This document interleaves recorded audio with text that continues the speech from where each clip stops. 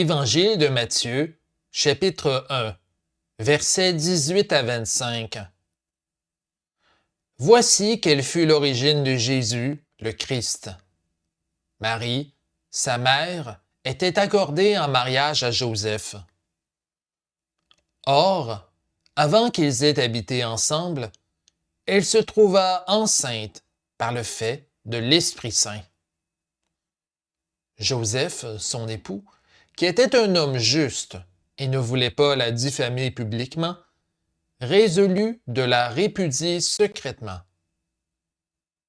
Il avait formé ce projet, et voici que l'ange du Seigneur lui apparut en songe et lui dit: « Joseph, fils de David, ne crains pas de prendre chez toi Marie, ton épouse. Ce qui a été engendré en elle vient de l'Esprit Saint, et elle enfantera un fils, auquel tu donneras le nom de Jésus, car c'est lui qui sauvera son peuple de ses péchés. » Tout cela arriva pour que s'accomplisse ce que le Seigneur avait dit par le prophète. Voici que la Vierge concevra et enfantera un fils, auquel on donnera le nom d'Emmanuel, ce qui se traduit « Dieu avec nous ». À son réveil, Joseph fit ce que l'ange du Seigneur lui avait prescrit. Il prit chez lui son épouse, mais il ne la connut pas, jusqu'à ce qu'elle eût enfanté un fils, auquel il donna le nom de Jésus.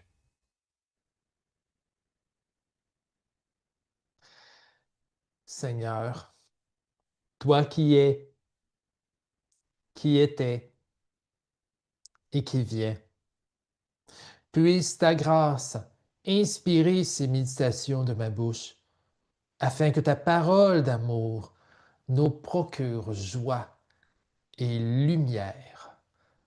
Amen.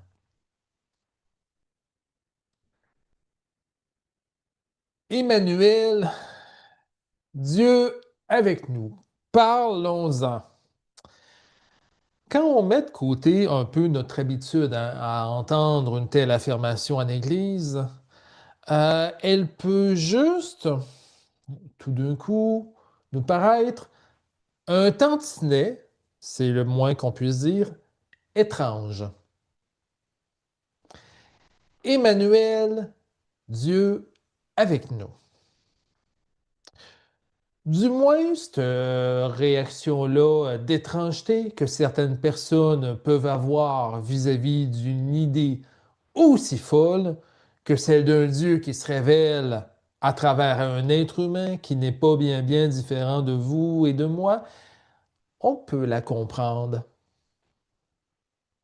Pas facile. Non, c'est vraiment pas facile. Par expérience, je vous en assure, de recevoir, d'intégrer l'idée que Dieu puisse s'incarner parmi nous.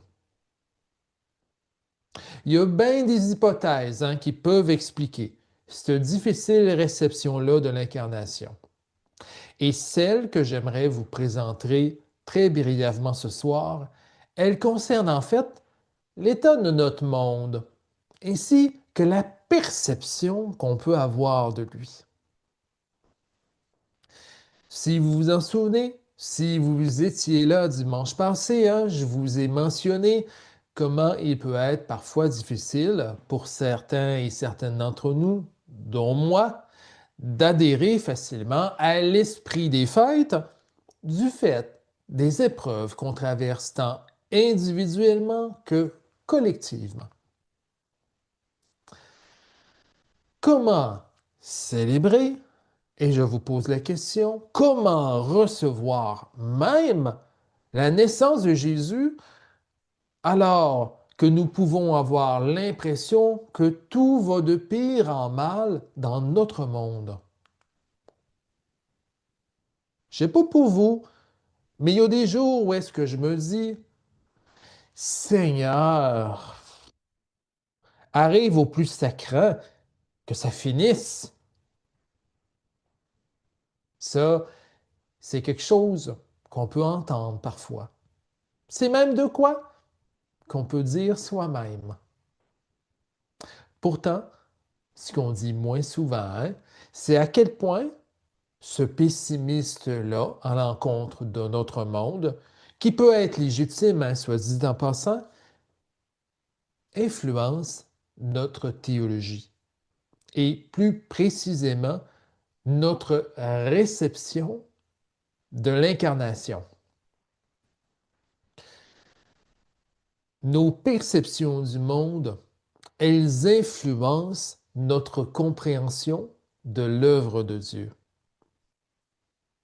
Si on perçoit notre monde comme mauvais, que nous le considérons comme condamné à la déchéance totale, j'ai cette impression-là, et je vous la partage, qui est alors de plus en plus difficile de croire que Dieu puisse choisir d'y habiter. Lui qui, dans une perspective classique que vous connaissez certainement, serait tout-puissant et donc parfait. Comment croire, comment s'imaginer hein, que Dieu puisse être à la fois le créateur de ce monde déchu, mais aussi qu'il puisse y marcher, y vivre comme nous autres? Quand on y pense sur le coup, hein, on peut bien s'imaginer pourquoi, selon une certaine théologie, la perfection de Dieu ne pourrait pas être compatible avec la création d'un monde aussi pécheur et qu'il est impensable même que Dieu puisse nous rejoindre et s'incarner à même la déchéance. Alors j'utilise des gros mots, mais c'est des mots qu'on peut entendre une fois de temps en temps ou qui peuvent être sous-entendus dans les discussions qu'on peut avoir dans les sous-sols d'église. Croyez-le ou non, séparer Dieu de ce monde jugé mauvais a souvent été une tentation qui a guetté l'Église et dont on peut encore retrouver la trace ici et là à travers certaines affirmations théologiques. Pour vous donner un exemple qu'on retrouve hein, davantage du côté américain, et je peux me tromper, mais bon, il semblerait que pour certains et certaines, que l'accomplissement du règne de Dieu contiendrait cette étape essentielle qu'on appelle l'enlèvement. En anglais, vous connaissez peut-être le thème, vous l'avez peut-être déjà entendu, The Rapture.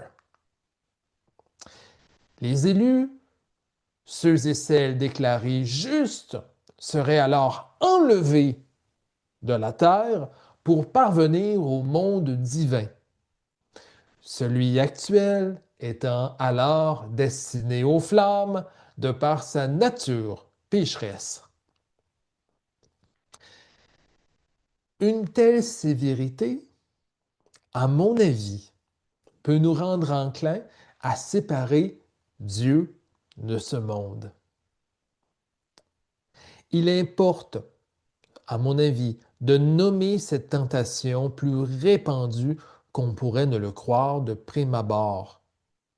Parce qu'en empruntant ce chemin-là de polarisation, on risque de faire du règne de Dieu une réalité différente de sa propre création.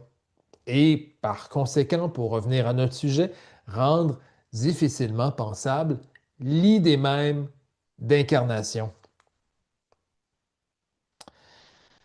C'est vrai, je vous l'avoue, que l'incarnation est une idée, une conception théologique qu'on devrait toujours nuancer. Parce que, comme j'aime bien le dire, pas le ministère, mais le mystère de l'identité de Jésus n'est jamais pleinement résolu. Pourtant, et je dois me le rappeler à moi-même, je m'en confesse, les origines de Jésus, pour reprendre les termes mêmes de l'évangéliste, résistent en fait au jugement qui peut être porté vis-à-vis de notre monde. Je vous explique. À même ce temps de l'Avent, où est-ce qu'on fait expérience de la division, il nous est donné de goûter à l'amour du Seigneur qui accomplit son œuvre malgré tout.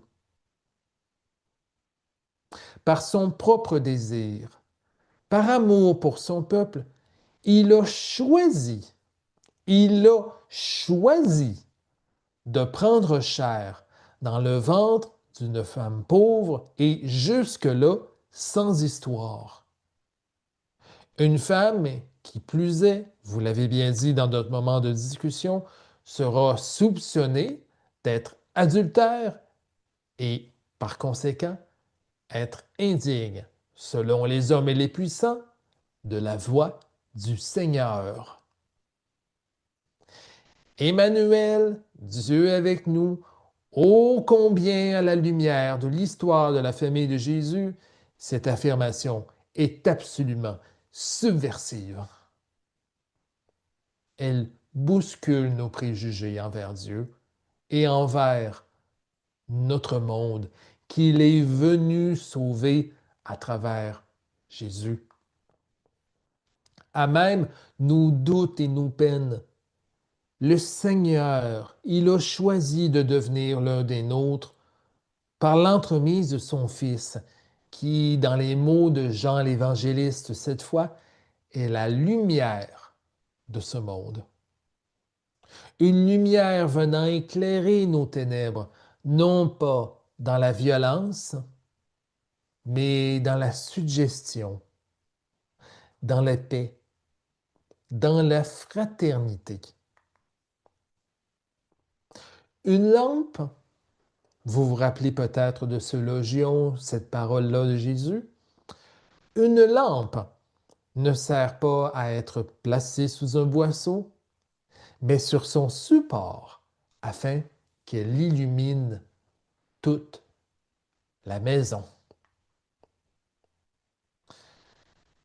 Vous savez, en termes d'illumination, en termes de connaissance de Dieu, de relation avec lui, c'est sans aucun doute que l'incarnation constitue un jalon important dans l'accomplissement de la révélation du Seigneur à même sa création. Elle est le cœur même de l'histoire que nous commémorons chaque année, à chaque Noël. Pour les disciples que nous sommes, Noël, ça ne sert pas à raconter une histoire d'enfant, et j'ai dû me le redire souvent, mais à célébrer avec joie un jalon de l'histoire sainte, notre histoire dans laquelle Dieu il a choisi librement d'épouser notre condition par amour pour nous. Cette raison d'être dans la joie de Noël renverse finalement le jugement qui peut être adressé envers ce monde. De par l'incarnation, par la parole faite chair, qui nous, qui nous demande, qui nous invite en fait à jeter un regard nouveau sur notre environnement, il nous est désormais possible de voir, de constater la présence du Seigneur qui est tout autour de nous, et non pas seulement dans le ciel de nos abstractions. Tout ce qui est, pour reprendre l'idée directrice du projet Théovrac que je vous ai présenté au début du culte, constitue une occasion propice de réflexion théologique. Une réflexion où l'étonnement côtoie la joie d'être aimé du Seigneur qui vit en nous et parmi nous.